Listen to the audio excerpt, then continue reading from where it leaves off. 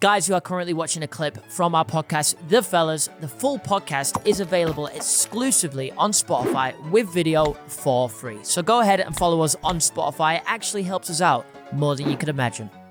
Everybody that I physically know or kind of have a connection to has been on the pod. That's not true. That's not true. There's two people that have not been on the podcast, but they've been stringing you all along like a little fucking pony. Well, that's been hard. I have asked them a lot of times. What can I do? I can't go and grab them. I can't go and grab them by the ear, but I can call them out right now. FaZe, Kate, and Jarvis. I've been waiting for you boys to come on the pod, and I know you're busy. You got fights coming up.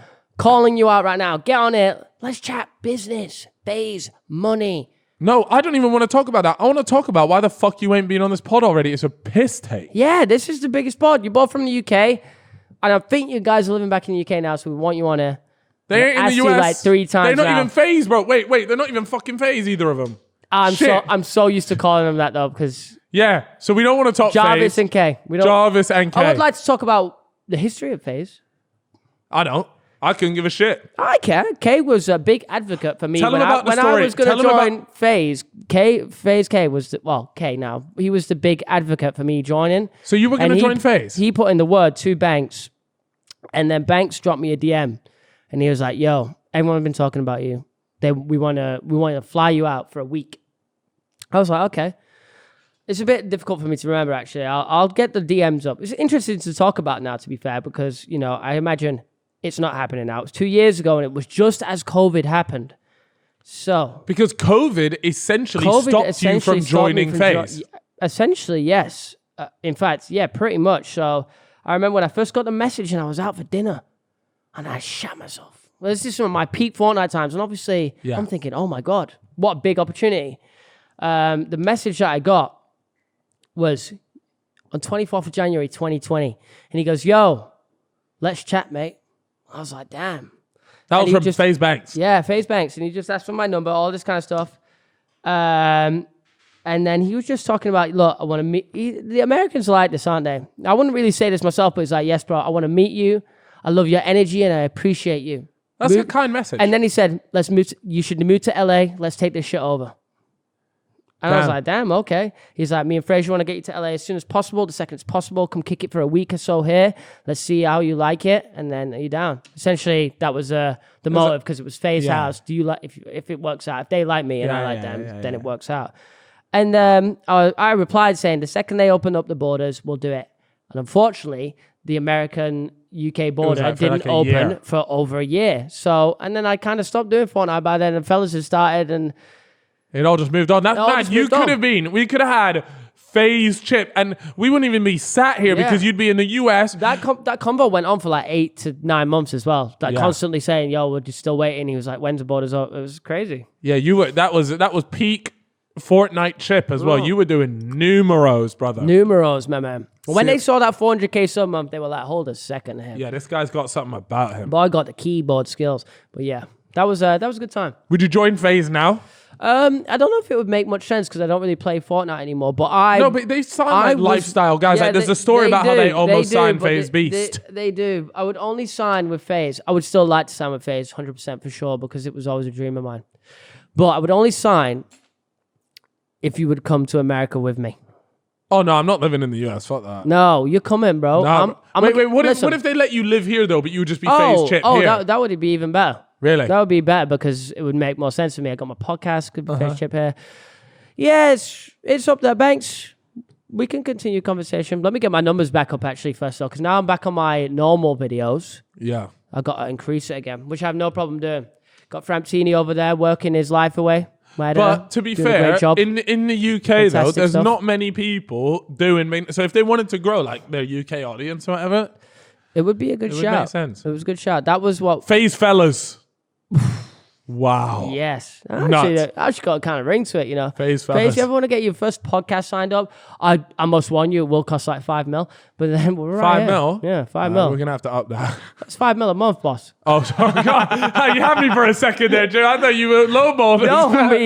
Don't be silly. And you're also going to have to take FaZe Prodi C. Yeah, and I want a CryptoPunk. Yeah. Because I know you got some in that locker. Yeah, in that wallet. Yeah, in that wallet, baby. That MetaMask. Yeah. I want shared wallet rights. But yeah, that was the story of how I nearly became FaZe Chip.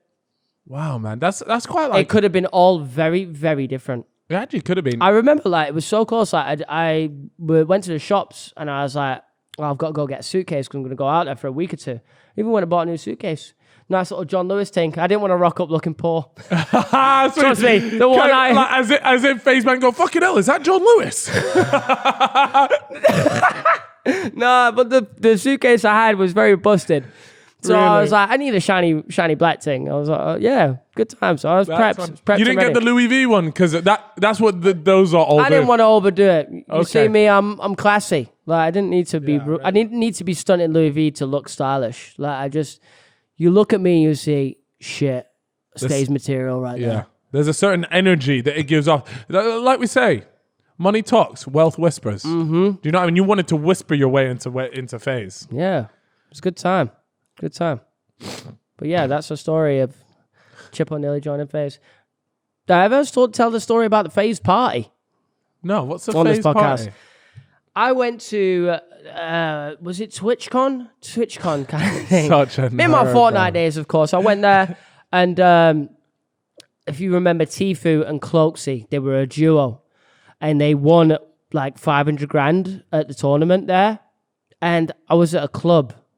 I was at a club on that night and I was in the toilet having a piss. And Cloaksy were you definitely having a piss or were you snorting packet? Of course I was snorting packet. But anyway, no. Yeah.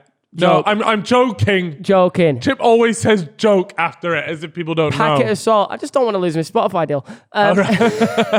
No, I was in there having a piss and Cloaksy just walks in and I'm at the urinal and he looks at me and I look at him and he goes, and I go, just a small yeah, because we nod. follow each other on Twitter, I think. Or he'd just seen me on Twitter and he knew who I was.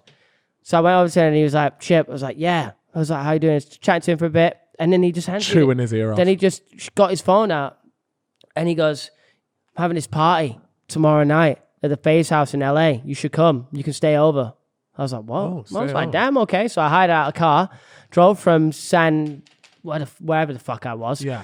I drove in like a few hours, a little road trip. I was with Theo Baker. No way, what? Theo fucking Baker. A way to cramp your style. Yeah. Chip was about to roll through worldies on deck and he just wheels in Theo Baker as the wingman. Yeah, anyway, I booked myself a Travelodge equivalent hotel in LA. Yeah. And then rocked up to the FaZe house, went to a party. It was the celebration party of them winning. And also a album launch party for like YB or something. Is that his name? Fuck no. I don't know, some rapper. Okay. Probably got the name really wrong. Was it sick? It was so fucking busy and every celebrity / LA influencer was there. It was like classic. Like just was it cancerous? Not so bad. I was, to be honest, the first person I spoke to in there was Kay. Yeah. And I was just chilling with him for a bit. And they obviously in LA, they had the weed stall set up where you just go and you get a pre-rolled thing. And I was just like, I don't smoke weed anymore. So I was just like, it's not really for me.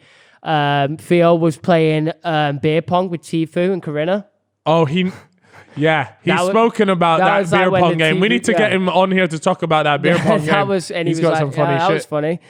But yeah, it was just a bit wild. Everyone was there. And then there was helicopters over the top of the house trying to shut the party down. I'm just like, damn.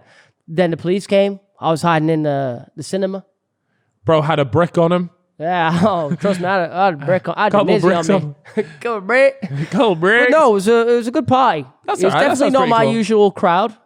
Yeah. You know me, I like to be in a Mancunian dungeon where there's a lot going on. Yeah. No, I can appreciate that. Yeah, you've got some bloke waffling your ear off about how he believes that aliens are real.